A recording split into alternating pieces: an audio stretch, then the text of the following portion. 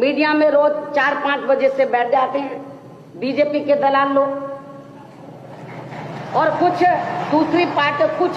दूसरी पार्टियों को मैनेज करके बैठा लेते हैं। हमारी पार्टी के लोग तो नहीं जाते हैं, क्योंकि हमारी पार्टी के लोगों को मालूम है कि ये क्या चल रहा है तमाशा। तो लेकिन बिल्कुल सही कहा बहन जी, कुछ लोगों को बैठा लेते हैं दलालों को उधर, और रोज अपनी इन कमियों पर पर्दा डालने के लिए तो मीडिया के जरिए लोगों का दिमाग बदलने की कोशिश में लग रहे हैं। अरे भाई, आप ईमानदार हैं, आपकी ईमानदारी से जीत हुई है, तो फिर आपको सफाई देने की जरूरत क्या पड़ी है मीडिया में?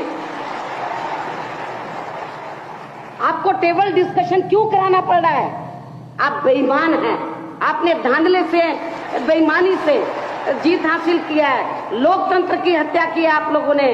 इसलिए आप लोग ये सब नाटकबाजी कर रहे हैं मीडिया के जरिए। जो चोर होता है बिल्कुल सही वो कभी नहीं कहता कि मैंने चोरी की है, लेकिन अपनी इस बेईमानी, धांधली व लोकतंत्र की गई हत्या पर से जनता का ध्यान बांटने के लिए अब ये बीजेपी के लोग खासकर मीडिया के जरिए यहाँ आए दिन बीएसपी के बारे में गलत बयानबाजी भी काफी कर रहे हैं। ऐसा बता रहे हैं जैसे बीएसपी खत्म हो गई है। तरह से नेपाल में इस्तीफा हुआ, बाकी देशों में इस्तीफा हुआ। मुझे हालात ऐसे नजर आ रहे हैं इंडिया में भी ऐसा होगा। आपको लग रहा है कि भारत के यस, मुझे लग रहा है कि इंडिया में भी ऐसा होगा। हेलो दोस्तों, नमस्कार, मैं विक्रम कुमार और आप देख रहे हैं जय भीम लाइव।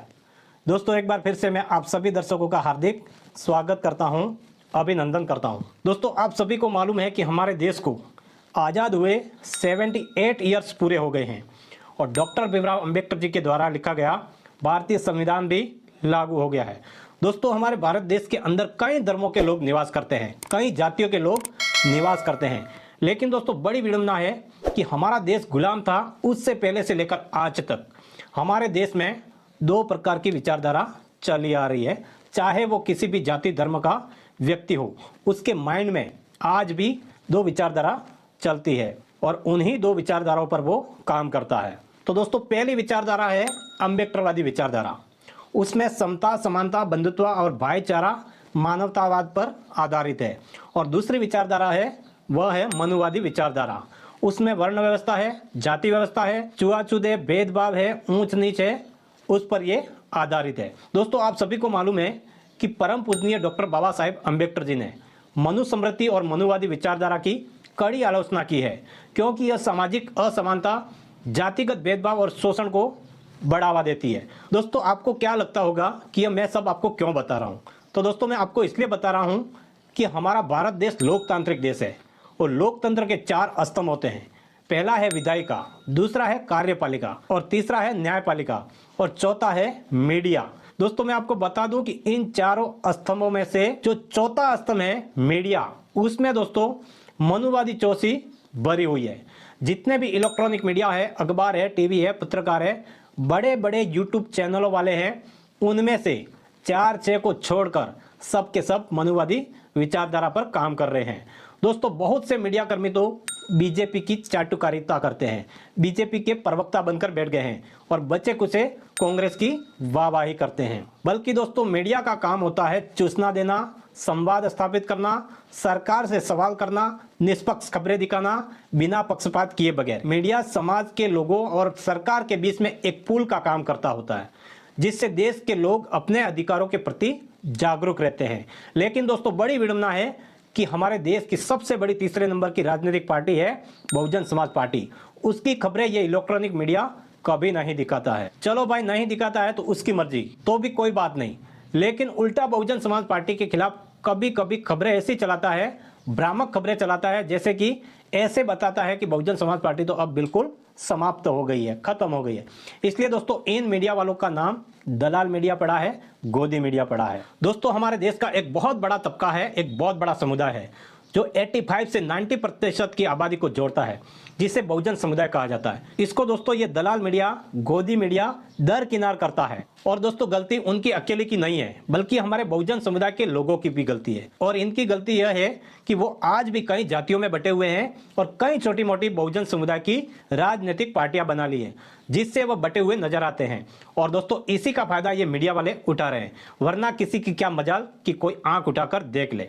दोस्तों आपको मैं एक वीडियो दिखाने जा रहा हूं, देखिए जरा आपकी बसपा सुप्रीमो मायावती जी ने कैसे गोदी मीडिया को अच्छे से सबक सिखाया है।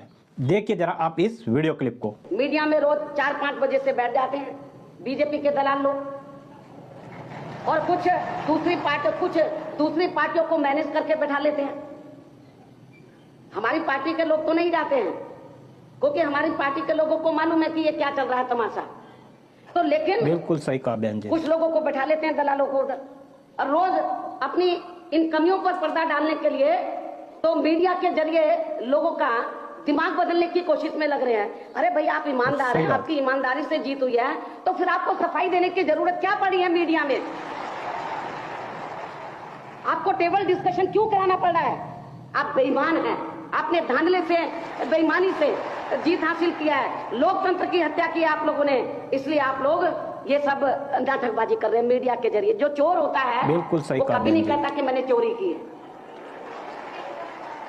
लेकिन अपनी इस बेईमानी, धांधली व लोकतंत्र की गई हत्या पर से जनता का ध्यान बांटने के लिए अब ये बीजेपी के लोग खासकर मीडिया के जरिए यहाँ आए दिन बीएसपी के बारे में गलत बयानबाजी भी काफी कर रहे हैं। ऐसा बता रहे हैं जैसे बीएसपी खत्म हो गई है। तो दोस्तों देखा आपने कि इस तरह से बहन जी ने कहा कि बीजेपी के नेता लोग दलाल मीडिया में रोज बैठ जाते हैं, दूसरी कुछ पार्टियों को मैनेज करके बैठा देते हैं, कुछ दलालों को जो अपनी इन कमियों पर पर्दा डालने के लिए। बहन जी ने कहा कि मीडिया के जरिए लोगों का दिमाग बदलने की कोशिश में लगे हुए हैं। अगर आप ईमानदार हैं तो ये सब नाटकबाजी करने की क्या जरूरत पड़ती है। तो दोस्तों बहन जी ने मीडिया को अच्छे से सबक सिखाया है। दोस्तों वर्तमान में देश के हालात बहुत ही बदल गए हैं और बिगड़ गए हैं। कभी किसान आंदोलन करते हैं तो कभी विद्यार्थी आंदोलन करते हैं, और यही मीडिया इनको आतंकवादी, खालिस्तानी बोलता है। अब दोस्तों देखिए हमारे देश के पुलिस वाले आंदोलन कर रहे हैं, और दोस्तों पुलिस वालों से बेहतर चोर को कौन पहचान पाएगा। देखिए जरा आप इस वीडियो क्लिप को। गद्दी छोड़, गद्दी छोड़, गद्दी छोड़, गद्दी छोड़, गद्दी छोड़, गद्दी छोड़, गद्दी छोड़, गद्दी छोड़, गद्दी छोड़। तो दोस्तों देखा आपने, कांग्रेस के साथ में पुलिस वाले भी नारेबाजी लगा रहे हैं। दोस्तों आप सभी को पता है कि हमारे पड़ोसी देश है जो छोटे छोटे, वहां पर पहले भी और वर्तमान में क्या हो रहा है। पहले बांग्लादेश में लोगों ने आंदोलन किया, फिर श्रीलंका के लोगों ने उनके देश पर आंदोलन किया, और अब नेपाल की हालत आप देख ही रहे हैं। तो दोस्तों इसमें सबसे बड़ा रोल मीडिया का होता है। वो कैसे होता है मैं आपको एक वीडियो क्लिप दिखा रहा हूं, देखिए जरा आप कि सुप्रीम कोर्ट के वकील क्या कहते हैं। देखिए जरा आप इस वीडियो क्लिप को।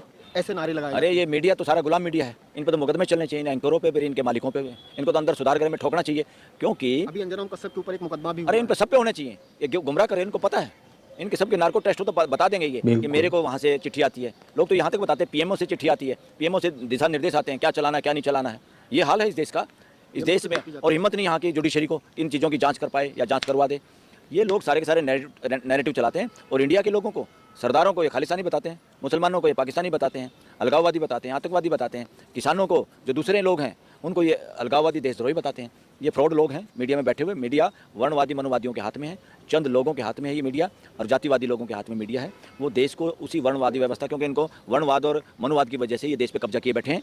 अब वो कब्जा ढीला होने का इनको डर सताता है, तो ये जुगाड़बाजी करके देश को लड़ाने में, जातियों में, रिलीजन में, और सरकार के पक्ष में बोलना, ताकि ये सरकार बनी रहे और देश में ऐसे ही फ्रॉड चलता रहे। मगर देश की जनता और युवा, इंडिया की जेन जी भी सतर्क है। इंडिया की जेन जी भी देख रही है पड़ोस में क्या हो रहा है। इंडिया की जेन जी इस तरह से कोई प्रदर्शन ना करे, या फ्यूचर में इंडिया की पुलिस या फोर्स के द्वारा ना मारा जाए। तो मेरा अनुरोध है, मेरा सबमिशन भी है, बहुत वकीलों की राय है कि सुप्रीम कोर्ट, हाई कोर्ट चुपचाप सुओ मोटो एक्शन लेके ऐसे काम करे, सरकार की तानाशाही को रोके, ब्यूरोक्रेसी के भ्रष्टाचार को रोके, और सीबीआई या ईडी के पीएमएलए, यूएपीए के केस जिन बच्चों पे हैं उनको जमानत दे, और देश में ऐसा माहौल बनाए कि देश में कोई भी पीएम हो या राष्ट्रपति हो या चीफ जस्टिस हो या कोई ब्यूरोक्रेट्स हो, किसी का कोई वो नहीं है यहाँ राज। एक चीज़ और, मेरा अंतिम सवाल है, जिस तरह से नेपाल में इस्तीफा हुआ, बाकी देशों में इस्तीफा हुआ, मुझे हालात ऐसे नजर आ रहे हैं इंडिया में भी ऐसा होगा।